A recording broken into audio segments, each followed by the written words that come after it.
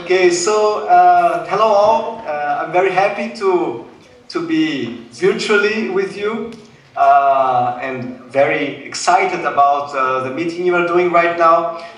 When I was in United States some 4 months ago, I had the pleasure to know a little bit about the works that you've been doing, Stone Soup, Worcester Alliance, and so on. So I'm happy to be able to exchange with you a little bit.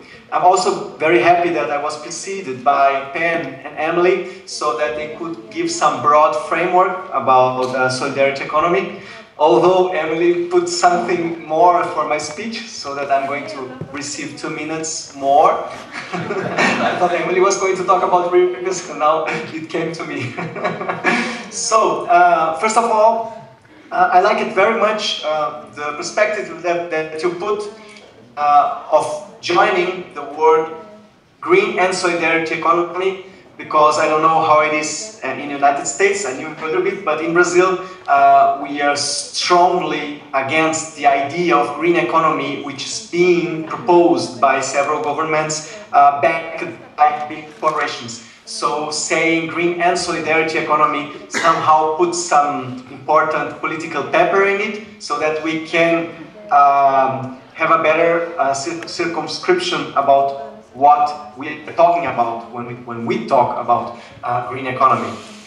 I was thinking about doing my speech. I talked to Boone and others, and also Matt and Judy. So they asked me to talk a little bit about solidarity economy in Brazil. Since I have very, very tight time for speaking, so that you can have the workshops afterwards, I'm going to try to be brief. First of all, the first part would be about the organization of solidarity economy in Brazil. This is very important. It has to do with the end of each from Emily. Solidarity economy is going on all around in Brazil, but very marginal and very soft. We have something in the last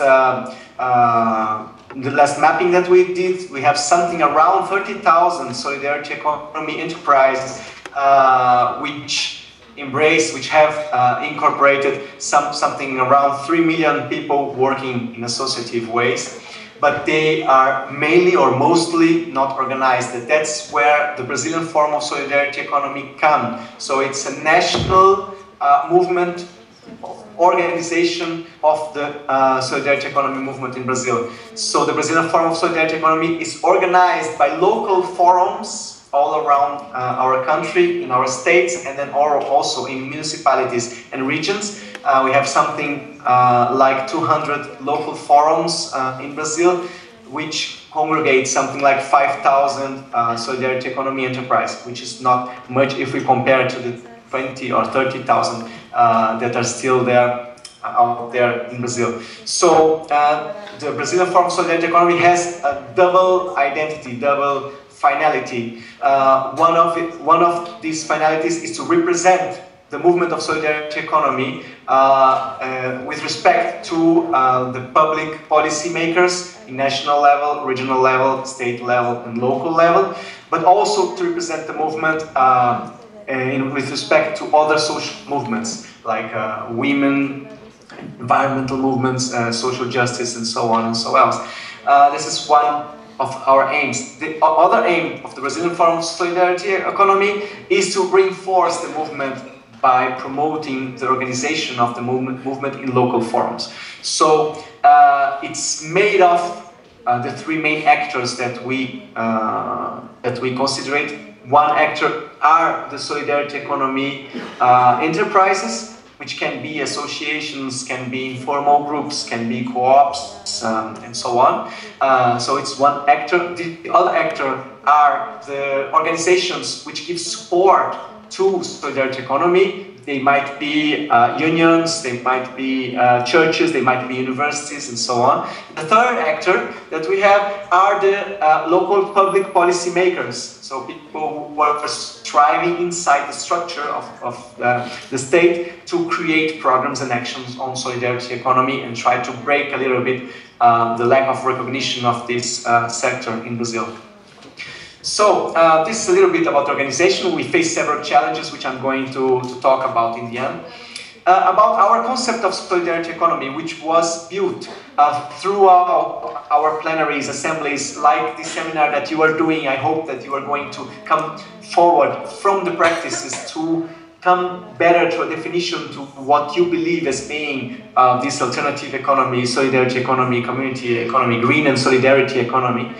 So we built up during the years a kind of definition which aggregates three dimensions. The first dimension is the economical dimension. In the economical dimension, we live solidarity economy as based on the alliance between who makes and who decides. We call it self-management. It's one of the very important pillars for us. It means that we don't have boss nor employees. So people who are working are also the owners of the enterprise.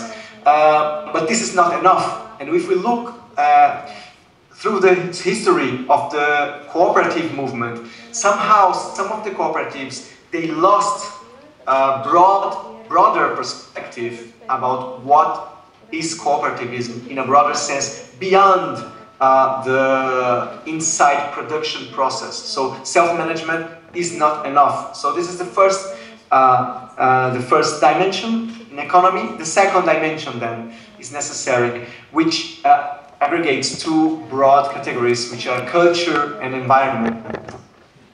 So culturally, to perceive that we are aiming at a society where, which is based on cooperation, confidence, and not on competition and mistrust beyond people. Life above profit, diversity, the idea of responsible consumption, your relationship, a political relationship with consuming, and this all can be somehow summarized in one word which is being used very often, which is the buen vivir, or sumar causai, which is a concept from the indigenous people from Latin America, which somehow says that we strive for a society where we live in peace, we look at the eyes of the other, and we perceive happiness as being happy with everybody, and not one being happy on the unhappiness of the others. So sumar causai is a whole concept of society, which aggregates or summarizes somehow these cultural and environmental perspectives that I think were quite well exposed by Emily. And the third dimension is politics. So we cannot talk about solidarity economy only in the economical side. We cannot talk about solidarity economy only on the utopian or cultural side. We cannot talk on solidarity economy also only politically. We must have the three of them. Politically, when we talk about solidarity economy politically, is that we strive, we are with other social movements in the struggle to change society, to change economy structure, but also the societal structure in which economy has a role. So it has to do as seeing solidarity economy not just as one alternative which is there, but as a strategy, a development strategy, which aims in another path of development, where many of the crises we are living today, which I call, that were presented by Penn, which I call a civilizatory crisis that we live, which is much broader than simply an economical or environmental or climate change crisis. It's a civilizatory crisis that we have, so that we see solidarity economy as a development strategy. If this means that solidarity economy must be together with other social movements, if not, it will be lost. It will be there in the area of the alternatives, which are very locally based, but not related to a broader framework of transformation. So this is very important for us in Brazil, in the Brazilian Forum on Solidarity Economy as a whole, and we face some what I've been calling traps here, that I feel that you might also live in the United States, which are, for example, the idea to try to co-optate the ideas that we are building up, we are bubbling ideas but they might be co-opted by big corporations, like the idea of social entrepreneurship, or just fight against poverty, so being something only for the poor, or the idea of the individual micro-enterprise as being a kind of solidarity economy, and also the green economy. These are some traps that are around solidarity economy, which make our life quite difficult, and which show why it is important to join economy, culture, environment, and politics to build up our strategies and our social movement.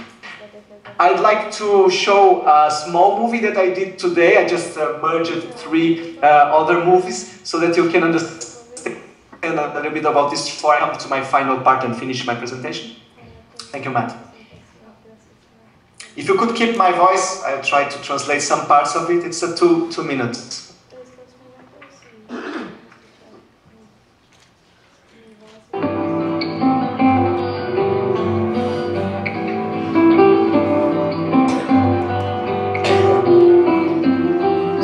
Solidario is a social enterprise that acts as a network of creation, production, and distribution of products which are aligned to the principles of fair trade that are being done by the big distribution companies like Walmart in all national territory of Brazil. It's called Solidario. Very nice thing. It believes, and Walmart believes that the transforming power of women and of business, they generate economical inclusion, allied to the development in a sustainable way. And these are some seeds of a very nice initiative from Nestlé, in which they are helping cooperatives, of recycling cooperatives, to create fantasies and things like this for the carnival in Brazil. And they use all the trash they produce to do beautiful things during our carnival, like a huge car that we're going to show, a heart, it's a big heart, that was done by the yogurt packages. And also they're helping people to be happier and happier. By solidarity, and also by recycling, and also thinking about environmental and poverty reduction. So this is Nestlé, where the joining of business and social results are a very required result for our society. And to finish, we see here a very nice initiative from Coca-Cola, which they are helping the collectors of garbage so that they can dream and they can think about a new society where all the bottles of Coca-Cola can be used to generate revenue for the poor people in cooperatives. So this is the end of our short movie.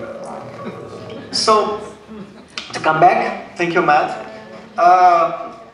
These are some of the real big challenges we are facing here in Brazil. And I'm sure you're facing this as well.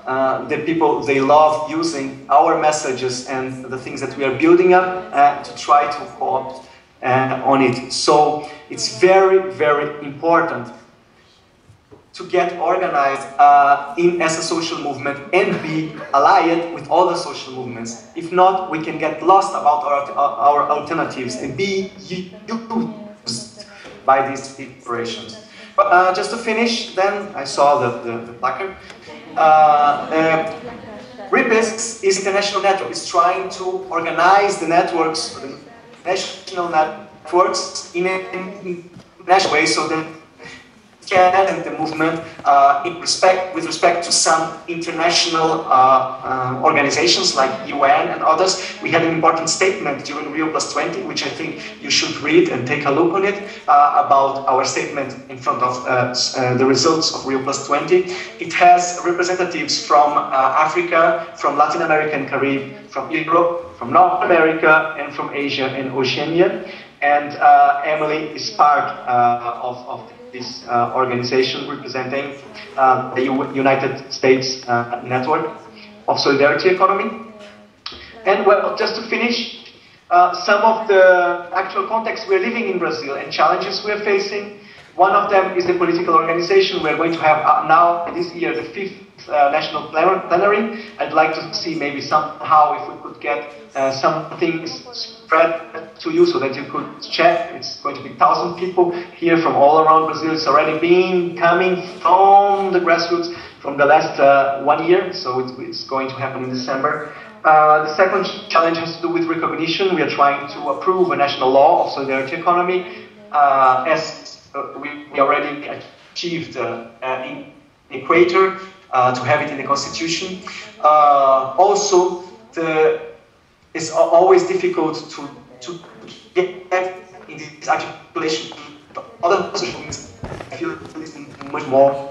In the United States and Brazil, we have the initiative called dialogues and convergence among social movements, especially agroecology, women, social and environmental justice, and food sovereignty put together, and thinking about strategy to get together in the local, from the local. And another strategy is organizing economic networks and chains from production to the distribution and consumption. The idea of creating these chains so that also economically we can drive off the forces from capitalism slow to slow. We have several examples of this in Brazil as well.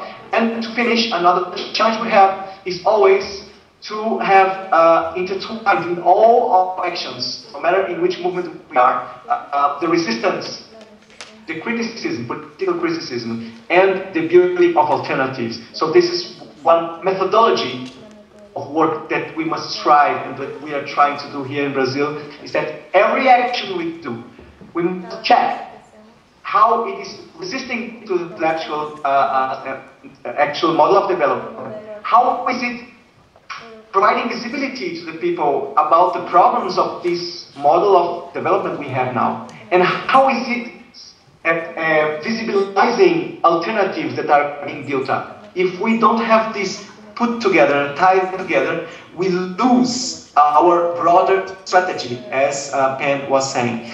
So that was something I had to say. I thank you very much for your patience, and I wish you all very nice and very rich workshops today in the afternoon. Thank you, people.